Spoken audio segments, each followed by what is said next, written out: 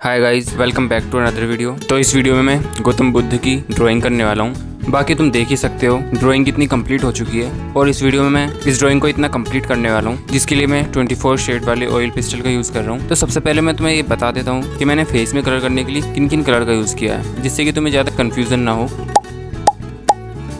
तो ये है वो कलर।